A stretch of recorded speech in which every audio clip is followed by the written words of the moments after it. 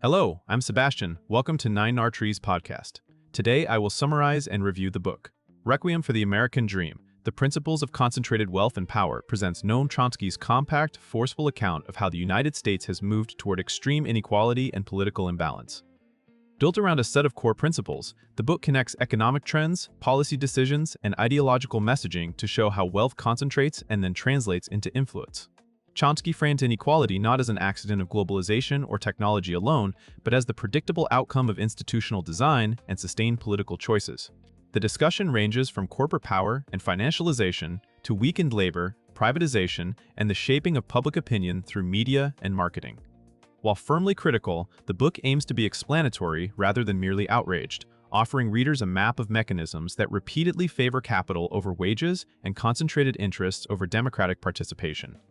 It is accessible to newcomers while still giving seasoned readers a coherent structure for understanding decades of US-like structure, for understanding decades of US people, political economy.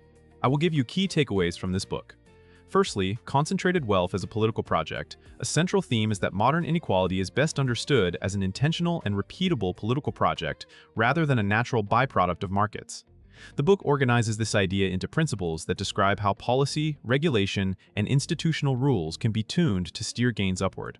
Instead of treating rising executive compensation, asset booms, and stagnant wages as separate stories, Chomsky links them through a consistent logic. When the rules of the game are written by and for those with wealth, wealth tends to compound and defend itself. This includes tax structures that favor capital income, deregulatory cycles that expand corporate freedom, and legal environments that weaken collective bargaining or consumer protections. The analysis also emphasizes path dependence. Once a society builds institutions that privilege concentrated capital, those institutions generate resources for lobbying, campaign funding, and agenda setting, which then further entrench the same system. The result is a feedback loop where economic concentration becomes political concentration, and political concentration then accelerates economic concentration. The book's value lies in making these mechanisms legible, giving readers a framework to identify how a seemingly technical policy shift can function as a lever for redistribution upward. Secondly, manufacturing consent and controlling the narrative. Another major topic is how public opinion is shaped to tolerate or even endorse policies that widen inequality. Chomsky argues that persuasion systems, including mass media, public relations, and political messaging, can normalize the idea that private power is efficient and public power is suspect. By repeatedly framing social programs as wasteful, taxes as burdensome, and regulation as job-killing, influential actors can narrow the range of acceptable debate. The book highlights how this narrative environment affects what citizens view as realistic or responsible, often shifting attention away from structural causes toward individual blame or cultural conflict. It also discusses how complexity itself becomes a tool, when financial products, trade rules, and regulatory changes are presented as too technical, meaningful democratic oversight erodes. This is not just about misinformation, it is about agenda control, deciding which problems get airtime and which solutions are treated as impossible. The broader implication is that democracy requires not only formal voting rights, but also an information ecosystem that supports informed participation. By mapping the relationship between concentrated ownership, advertising incentives, and political access, the book shows how narrative power can protect economic power, even when public preferences point in a different direction. Thirdly, weakening labor and the shift from wages to assets, the book treats the decline of organized labor and worker bargaining power as a pivotal driver of inequality. When unions weaken, wage growth tends to decouple from productivity, meaning the economy can expand while typical workers see little improvement. Chomsky connects this to policy decisions, employer strategies, and cultural campaigns that portray unions as obstacles rather than institutions of democratic voice. With labor's leverage reduced, gains increasingly flow to shareholders and executives, and income is supplemented not through higher pay, but through debt or precarious work arrangements. This shift also changes how households build security. Instead of stable wage growth and broad benefits, economic well-being becomes tied to asset ownership, especially housing and financial markets, which are unevenly distributed. Those who already hold assets benefit from rising valuations, while those who do not are left behind, often facing higher costs and greater vulnerability to downturns. The book links this labor story to broader political consequences. Unions have historically been civic organizations that mobilize participation and counterbalance corporate lobbying. Their decline therefore removes not only a wage negotiating force, but also a democratic institution, making it easier for concentrated wealth to steer policy with less organized resistance.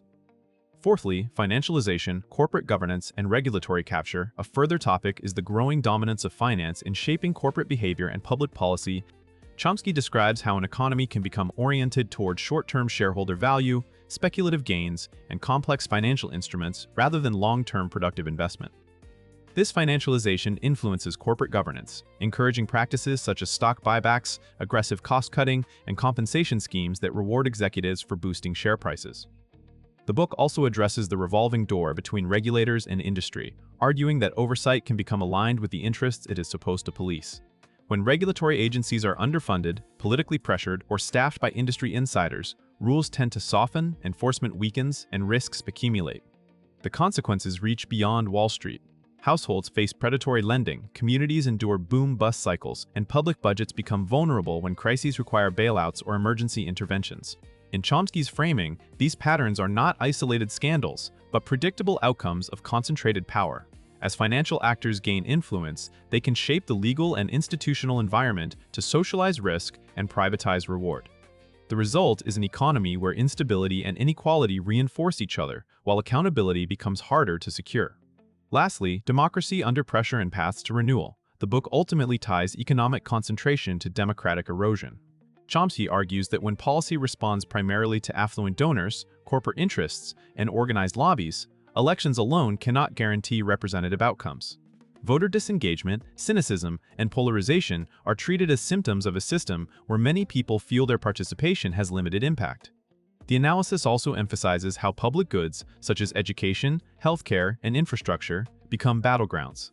Privatization and austerity can be framed as fiscal responsibility, yet they may function to shift costs onto individuals while opening revenue streams for private providers. Against this backdrop, the book points to renewal through civic organization, transparency, and collective action. The emphasis is less on a single policy fix and more on rebuilding countervailing power that can contest elite influence. That includes strengthening labor rights, reducing the role of big money in politics, and supporting independent information sources. The broader message is that democratic societies must actively maintain institutions that distribute voice, not just wealth.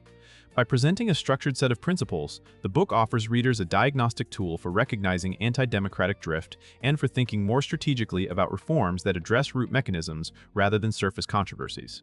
In conclusion, this book is best suited for readers who want a clear, structured explanation of why inequality has intensified in the United States and how economic trends connect to political outcomes. Students of politics, economics, media studies, and recent U.S. history will find it useful, as will engaged citizens looking for a framework that goes beyond partisan talking points. The benefit to a reader's life is practical, as well as intellectual. It sharpens the ability to evaluate policy claims, recognize who gains and who pays, and understand why certain reforms face recurring resistance.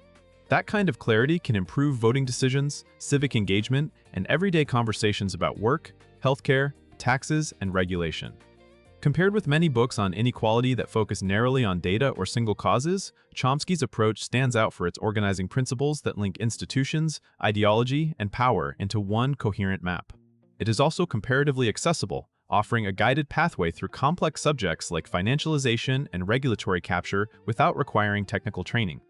For buyers deciding among similar titles, this book is worth purchasing because it functions as a compact theory of the system, giving readers reusable concepts they can apply to new events long after finishing it. If you would like to support Noam Chomsky, you can buy the book through the Amazon link I've provided in the podcast description. After reading the book, please let me know what you think and share your thoughts. See you around.